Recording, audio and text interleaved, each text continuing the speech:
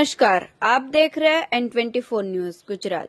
सूरत शहर के उमरा पुलिस स्टेशन में दर्ज हुए फायरिंग करके खून के अपराध में पिछले 18 साल से घूमते फिरते आरोपी को गांधीनगर से गिरफ्तार करती सूरत शहर पीसीबी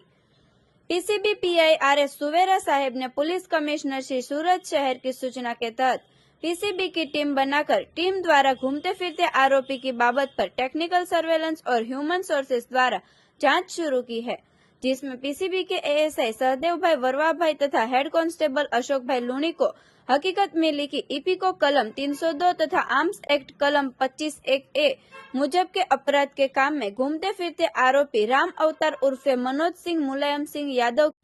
पीआई RS सुवेरा साहेब ने मजकूर आरोपी बाबत पर जांच करवाते ही बातमी हकीकत सही थी, जिससे ऊपरी अधिकारी श्री को मौखिक परवानगी लेकर आरोपी को पकड़ने के लिए तत्काल एएसआई सहदेव भाई वरवा भाई तथा एएसआई हसमुख भाई मोहन भाई तथा हेड कांस्टेबल अशोक भाई लाभू भाई की टीम बनाकर गांधीनगर भेजकर टीम द्वारा आरोपी राम अवतार उर्फे मनोज सिंह मुलायम सिंह यादव को दबोचने में पीसीबी को सफलता मिली है। देखते रहिए N24 न्यूज गुजरात, सिर्फ हम तक ही नहीं सब तक।